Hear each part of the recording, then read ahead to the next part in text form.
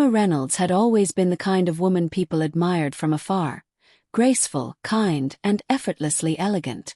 Every magazine described her as the perfect wife to Adrian Cole, the dashing real estate tycoon whose empire stretched across the country. Their love story was the kind people envied, the billionaire who fell in love with the quiet girl who never sought attention. Wherever they went, cameras followed, eager to capture the fairy tale couple who seemed to have it all: love, wealth, and now, the joy of an upcoming child. But behind Emma's gentle smile and glowing cheeks was a heart that had begun to ache with quiet worry. She noticed subtle changes: Adrian's late-night business meetings that grew longer, the phone calls he answered in hushed tones, and the sudden secrecy around his schedule. When she asked, he always had an answer ready, delivered with the same confident charm that once made her feel safe. Yet something in his eyes felt distant, like a door slowly closing. She often sat alone in their grand home, her hands resting protectively on her growing belly, convincing herself that all marriages had rough patches. She still believed in their love, still trusted the man she had built her world around. But deep down, a small voice inside her whispered that something was wrong, terribly wrong, and that her perfect marriage might be perfect only in the eyes of the world, not in the heart that once felt secure. It started as a quiet afternoon, one of those rare peaceful days when Emma thought life was finally settling back into balance. She was sipping tea by the window when her phone buzzed. It was Lila, her closest friend since college, her voice trembling on the other end. "Emma, I need to show you something, but please don't panic." Minutes later, Lila arrived, holding her tablet with a look that made Emma's heart sink. On the screen was a glossy tabloid photo: Adrian, dressed sharply, sitting across from a stunning woman at an exclusive rooftop restaurant. Their hands seemed too close, their smiles too private. The caption read, "Tycoon Adrian Cole spotted with model Sabrina Hart. Just business or something more?" Emma's first instinct was denial. "It must be business," she whispered, forcing a small smile. "He meets clients all the time." But when Lila left, Emma sat alone, staring at the photo until the edges blurred with tears. In the following days, tiny cracks in her piece widened, the scent of a perfume she didn't own lingering on his jacket, lipstick smudges faintly wiped away. His phone always face down, locked with a new passcode. When she finally confronted Adrian, her voice trembling but calm, he didn't even look guilty. "Emma, you're overreacting," he said coldly. "You're emotional. It's the pregnancy." Those words shattered her more than the rumors. That night, while the city slept, she sat in the nursery that was almost ready, softly crying into the silence. She placed a hand over her belly, whispering to her unborn child, "No matter what happens, I'll keep you safe. I promise." The echo of betrayal hung in the air, invisible, yet heavy enough to suffocate every trace of the fairy tale she once believed in. The charity gala glittered with chandeliers, soft music, and the scent of roses drifting through the ballroom. Cameras flashed as influential guests arrived, eager to mingle with the city's elite. When Emma entered, all eyes turned. She looked ethereal, her soft blue gown draped perfectly over her baby bump. Her hair swept elegantly to the side. Despite the heaviness in her heart, she smiled warmly, radiating calm confidence. For a moment, she felt like the woman she used to be. Proud, loved, whole. But that illusion shattered the moment her gaze found Adrian. He was standing near the bar, laughing a little too loudly, his arm resting casually around Sabrina Hart. The woman's red dress clung to her like fire, bold and deliberate, her lips painted the same shade of defiance. Guests whispered behind champagne glasses, watching the awkward triangle unfold. Emma approached gracefully, refusing to give the crowd a spectacle.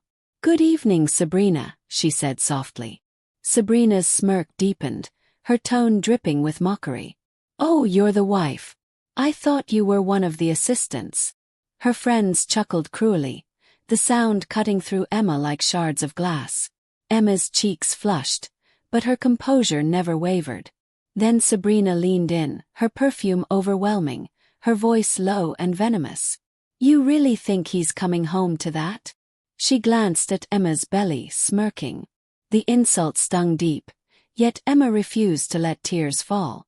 She simply gave a faint, dignified smile, whispered, "Excuse me," and turned away, her silence far louder than any response could ever be. The mansion felt colder that night, despite the soft glow of the chandeliers and the quiet hum of the city outside. Emma sat alone in their bedroom, the echo of Sabrina's cruel words still ringing in her ears.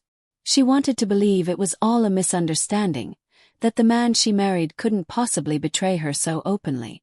But as she reached for a blanket in Adrian's drawer, something caught her attention, a sleek black phone she had never seen before, tucked beneath his shirts. Her pulse quickened. With trembling hands, she unlocked it easily. He hadn't even bothered to hide the code. What she found made her heart stop. Dozens of messages, each one crueler than the last. "Can't wait till she's out of the picture. She's so boring, always playing the perfect wife. Your wife's face when she sees me in your life, priceless." Photos, videos, and words of passion that should have belonged only to her. Tears blurred her vision, but she forced herself to keep scrolling, each message tearing another piece of her heart away. When Adrian walked in, she was sitting motionless, the phone on her lap. "So it's true," she whispered. He didn't flinch. "Emma," he sighed, his tone cold and detached. "Don't make this dramatic. Focus on the baby. You're embarrassing yourself." The man who once vowed to protect her now treated her like an inconvenience. That night she didn't scream or beg. She simply stared at him and made a silent promise to herself. He could break her marriage, but he would never break her spirit. Weeks passed in a blur of quiet tension. Adrian's affair became the unspoken shadow over every gathering, every phone call, every casual glance in the mirror. Then came the announcement that made Emma's stomach twist. Adrian's company was hosting a grand gala to celebrate a major deal, a celebration that would attract politicians, high-profile celebrities, and some of the wealthiest investors in the country. Rumors quickly spread through the city's elite circles that Adrian planned to introduce Sabrina as his future during the event, making the affair painfully public. Emma was not invited. In fact, she wasn't even acknowledged in the official guest list. The injustice burned quietly within her until a surprising call arrived. Her father, Charles Reynolds, a man of immense wealth and influence. He had spent decades in the shadows, letting his daughter live her life without interference, quietly proud of the woman she had become. Charles had always been protective, though never intrusive, trusting Emma to make her own choices. But now, upon hearing how his daughter had been humiliated, something stirred inside him. He arrived at her apartment that evening, his presence commanding yet gentle. He placed a hand on her shoulder, his eyes full of warmth and resolve. "You said you wanted independence," he said softly, his deep voice steady. "And you have it, my dear. But this time I will stand with you." Emma felt a surge of hope and strength she hadn't felt in weeks. For the first time since discovering Adrian's betrayal, she realized she would no longer face this alone. Her father's power and unwavering support would become her shield. Charles and Emma spent hours in quiet discussion, plotting a strategy that was subtle yet devastating in its effectiveness. This was not about confrontation or anger. It was about reclaiming the dignity that Adrian and Sabrina had tried to strip away. Emma would attend the gala unannounced, her presence meant to remind everyone, especially Adrian, that she was not a woman to be humiliated. She would not plead, argue, or cry. She would arrive as a symbol of grace and strength, letting the world see that betrayal could never diminish her spirit. Charles's influence proved invaluable. His company managed elite security for high-profile events across the globe, including several of Adrian's own corporate functions. Quietly, he reassigned a select group of key security personnel to work under his command for the evening, ensuring every detail, every door, every entrance, every movement was controlled.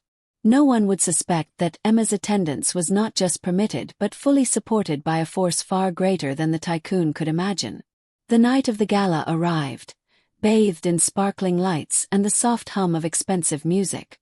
Emma stepped out of the car, her silver gown glinting like moonlight against the marble floor. Her hair perfectly styled, her posture regal. She moved with calm assurance, each step measured and purposeful, her serene smile masking the storm she had endured. Heads turned as whispers spread. Guests speculated about her sudden appearance, the air thick with anticipation. When her eyes met Adrian's across the room, he froze, stunned. Sabrina, noticing the reaction, leaned slightly forward, her smirk widening, confident she would assert dominance. But Emma did not rush to confrontation. She greeted friends and colleagues with poise, her voice soft yet commanding respect, and took a seat near the stage. Every eye in the room followed her, tension simmering, the air electric with the promise of what was about to unfold. Sabrina's eyes locked onto Emma the moment she entered the room, and a thrill of cruel anticipation ran through her. She had waited for this night, imagining the humiliation she could inflict on the pregnant wife in front of Adrian's influential guests. With a champagne glass held delicately in one hand, she began to glide across the ballroom, every movement exaggerated and purposeful, ensuring that all eyes followed her. The soft hum of conversation quieted slightly as she approached, her high heels clicking sharply against the polished floor. "Oh, Mrs. Cole, you're glowing. Stress does that to some women," Sabrina said, her voice dripping with sarcasm. Her words carried across the room, and a few guests tried to stifle polite laughter, unsure whether to side with propriety or join in the mockery. Sabrina let the moment stretch, savoring the subtle shifting of attention, the whispers that followed her. Then she leaned closer, lowering her voice to a conspiratorial hiss, though everyone could hear. "I must say, it's brave of you to show up uninvited. But maybe you wanted to see how a real woman keeps her man happy." Emma remained calm, her hands resting protectively on her belly, her expression serene but firm. "Real women don't need to steal what isn't theirs," she replied softly, her voice carrying quietly yet unmistakably across the space. A hush fell over the crowd, the air thick with tension. Sabrina's confident smirk faltered, but she quickly recovered, tossing her head and scoffing. "Security! Someone's trespassing," she commanded, her gesture arrogant, pointing directly at Emma as if to make the entire room complicit in her cruelty. Yet even as Sabrina called for intervention, Emma's quiet dignity radiated louder than the mistress's bluster. Before anyone could even react to Sabrina's arrogant command, a tall, impeccably dressed man stepped forward, his presence immediately commanding attention. The insignia of Charles Reynolds's security team glimmered subtly on his lapel, signaling authority that no one in the room had anticipated.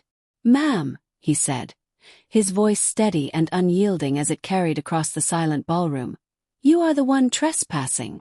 A ripple of confusion swept through the gathered guests. Murmurs rose like a tide as heads turned from Sabrina to the imposing figure at the center of the floor. Adrian's brow furrowed, his confident posture faltering. What is the meaning of this?" he asked, his voice tight, betraying the unease he had never felt before. At that precise moment, Charles Reynolds entered, his presence immediately filling the room with a commanding, almost magnetic energy. Flanked by a select group of his executive entourage, he moved with measured grace, cameras flashing and guests gasping at the unexpected arrival of the billionaire who rarely stepped into the public eye. Every eye in the room turned to him, the tension mounting palpably. "Meaning," Charles said, his tone calm yet undeniably powerful, "that this property, including your company Mr. Cole, is now under new ownership. My daughter's ownership." Adrian's face turned ashen, the color draining from his cheeks as the reality sank in. Over weeks, Charles had quietly acquired the controlling shares of Adrian's empire, now placing them firmly in Emma's hands. Sabrina's confident, smug smile wavered, then crumbled entirely, replaced by panic as the enormity of the situation hit her. The tables had turned, and the mistress realized too late that she was no longer in control. As Charles's words hung in the air, piercing the stunned silence of the ballroom, Sabrina's voice rose in desperate defiance. "You can't do this. I'm with Adrian," she shouted, her tone shrill, echoing off the high ceilings. Her eyes darted wildly, looking for support, for an ally among the shocked guests, but none came. Every head in the room remained fixed on the scene, captivated by the unexpected turn of events. Charles turned calmly to the security team under his command, his gaze unwavering. "Remove this woman from my daughter's event," he said, his voice carrying the weight of absolute authority. Without hesitation, 2 guards stepped forward, their movements precise and controlled. They gently but firmly took Sabrina by the arms, guiding her toward the exit. Sabrina struggled, her voice rising even higher, shrieking threats that fell flat in the silence of the captivated crowd. "You'll regret this. I'm his future. You can't do this to me." But her protests only highlighted her powerlessness. Guests watched in disbelief as she was escorted out, her fiery red dress swishing dramatically with each step, a symbol of her sudden humiliation. Emma remained standing in the center of the ballroom, composed yet radiant. Tears glimmered in her eyes, not from sorrow or anger, but from the quiet satisfaction of closure. She didn't need to raise her voice or make a scene. The room understood. Justice had been served, and the woman who had tried to destroy her dignity had been removed by forces far greater than arrogance or deceit. In that moment, Emma's silence spoke volumes, echoing louder than any confrontation ever could. Adrian's composure shattered the moment Charles Reynolds firmly blocked his path. "Charles, wait. This is a misunderstanding. Please, you don't understand," he stammered, desperation creeping into his usually confident tone. But Charles's gaze remained unwavering, unyielding, and perfectly calm. There was no room for argument, no chance for negotiation. In the background, his team of legal and financial experts had meticulously gathered every piece of evidence over weeks: proof of Adrian's financial misconduct, secret asset transfers funneling money into Sabrina's extravagant lifestyle, and documents showing manipulation of company funds for personal indulgences. Within hours, the media exploded with the story. Headlines flashed across screens and front pages everywhere. Tycoon's betrayal exposed by billionaire father-in-law, Adrian Cole's empire in crisis amid affair scandal, pregnant wife emerges victorious in Tycoon's humiliation. Investors, once loyal and trusting, pulled out their funding immediately, wary of scandal and financial instability. Adrian's social circle, people who had once flocked to his parties and praised his achievements, vanished like shadows in sunlight. Every connection he thought unbreakable crumbled under the weight of public exposure and proof of his deceit. Through it all, Emma remained poised, her presence calm and dignified. When reporters surrounded her, eager for reaction, she spoke softly, her words steady and measured. "I wish him peace." That simple statement, devoid of anger or revenge, carried a power that stunned the audience. In choosing dignity over vengeance, she transformed herself into a symbol of strength. Across the nation, admiration for Emma surged. She was no longer just Adrian's wronged wife. She became a beacon of resilience, courage, and quiet, undeniable power. Her grace in the face of betrayal captivated everyone who witnessed it. Months passed, and with them came a sense of calm and renewal that Emma had not felt in years. She gave birth to a beautiful, healthy baby boy, his tiny hands curling around her fingers as if claiming her heart all over again. She named him Elias, a name chosen with purpose and love, meaning "God is my strength." Holding him close, Emma felt a surge of determination and hope. Her past hardships, the betrayal, the humiliation, the heartbreak, no longer defined her.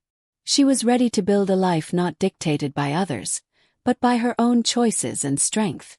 Emma turned her attention to the newly inherited business empire, a world she had once only observed from the sidelines. With patience, intelligence, and grace, she learned the ropes, making decisive yet thoughtful decisions that won her respect from colleagues and investors alike.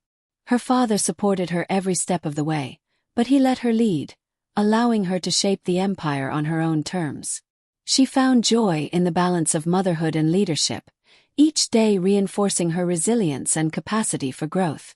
One afternoon, she returned to the very hotel ballroom where she had once endured Sabrina's mockery. The chandeliers glimmered, the soft murmur of conversation filling the grand space. But this time, Emma walked in as the guest of honor, the keynote speaker at a conference for women entrepreneurs.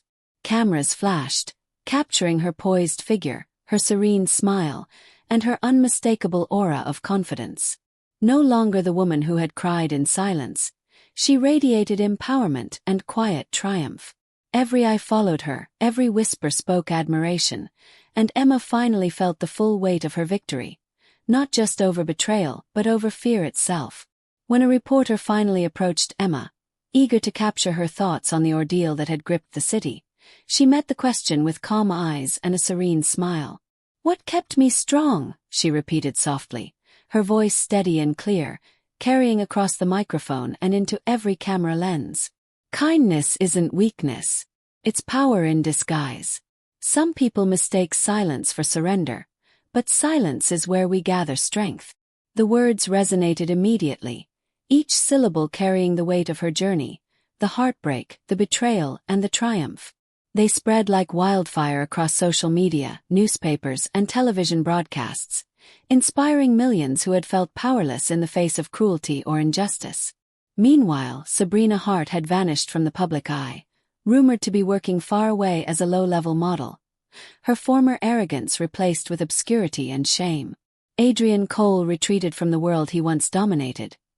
His empire crumbled and his social circle gone, leaving him to face the consequences of his choices in quiet solitude. And Emma, once mocked, humiliated, and reduced to a wife in the eyes of the world, emerged as a symbol of resilience, strength, and unshakable grace. Her revenge had not been loud or vengeful. It had been measured, poetic, and unforgettable. Every glance at her, every story told about her, reminded the world that true power lies not in wealth or cruelty, but in dignity, wisdom, and the quiet strength to rise above betrayal.